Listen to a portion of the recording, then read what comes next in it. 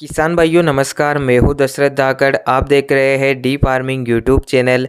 किसान भाइयों, इस साल कई क्षेत्रों में जो धान की रोपाई है वो देरी से हुई है, जिस कारण धान की फसल में भी ग्रोथ संबंधी समस्याएं काफ़ी ज़्यादा देखने को मिल रही है।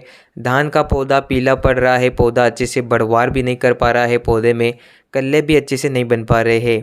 इस वीडियो में हम बात करेंगे कि अगर आपने भी धान की रोपाई पचेती करी है या देरी से आपने धान की रोपाई की है, तो धान में आपको किन किन बातों का ध्यान रखना चाहिए, किन किन चीज़ों का प्रयोग करना चाहिए जिससे फसल में पीलापन ना आए, फसल अच्छे से बढ़वार और ग्रोथ पर हो जाए और ज़्यादा से ज़्यादा कल्ले हमारी धान की फसल में निकले।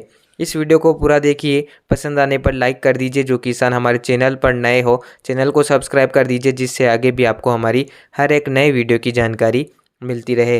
वैसे तो किसान भाइयों, धान की फसल एक लंबी अवधि वाली फसल है। किसान भाई नर्सरी डालते हैं, उसके बाद धान की रोपाई करते हैं। लेकिन इस साल बारिश की अनिश्चितता के कारण कई क्षेत्रों में धान की नर्सरी भी खराब हुई थी या कई क्षेत्रों में रोपाई में देरी हुई थी। पचेती फसल में ग्रोथ संबंधी समस्याएं काफ़ी ज़्यादा आती है। कई बार ऐसा होता है कि ज़्यादा बरसात हो जाती है या खेत में पानी भराव ज़्यादा हो जाता है या तापमान में परिवर्तन के कारण भी धान की ग्रोथ नहीं हो पाती है, फसल में पीलापन आ जाता है।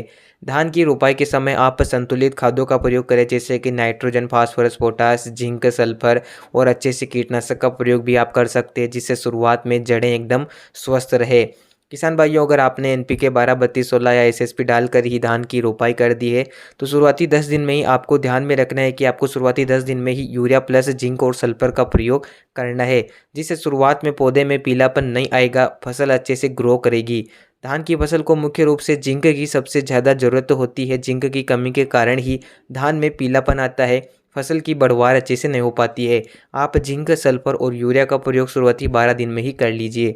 इसके बाद दूसरा यूरिया भी आपको, अगर आपने लेट बुआई की है, लेट रोपाई करी है, तो जल्दी देना होता है। धान की रोपाई के 25 से 30 दिन के बाद ही आप दूसरा यूरिया दे सकते हैं।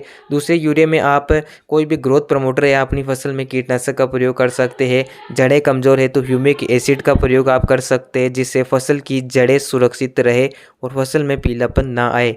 किसान भाइयों, समय समय पर आपको खेत में नमी भी बनाए रखना होती है।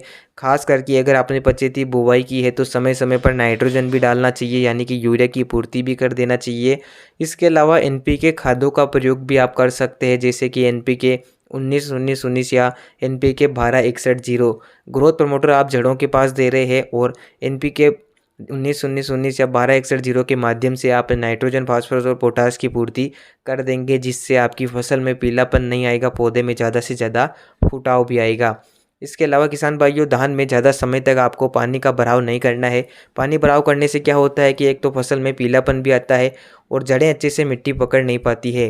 रोपाई होने के बाद जब मिट्टी अच्छे से जड़ें पकड़ लेती है, उसके बाद लगातार आप पानी का भराव कर सकते हैं, जिससे खरपतवारों को कंट्रोल किया जा सके। इसके अलावा जब कल्ले फूटना शुरू होते हैं, उस समय थोड़ा पानी आप कम कर दीजिए, जिससे जड़ों के पास अच्छे से सूरज की किरणें आ सके, ऑक्सीजन का संचार हो पाए और धान में ज़्यादा से ज़्यादा जड़ों का विकास हो और फुटाव ज़्यादा देखने को मिले। तो अगर आपने भी धान की पचेती बुवाई या रोपाई करी है तो ये काम आप ज़रूर करें, जिससे फसल में पीलापन नहीं आएगा, फसल बढ़वार अच्छे से करोगी, ज़्यादा से ज़्यादा कल्ले बनेंगे और आपका उत्पादन ज़्यादा निकलेगा। उम्मीद है आपको ये वीडियो पसंद आया होगा। वीडियो को लाइक और चैनल को सब्सक्राइब करें। धन्यवाद।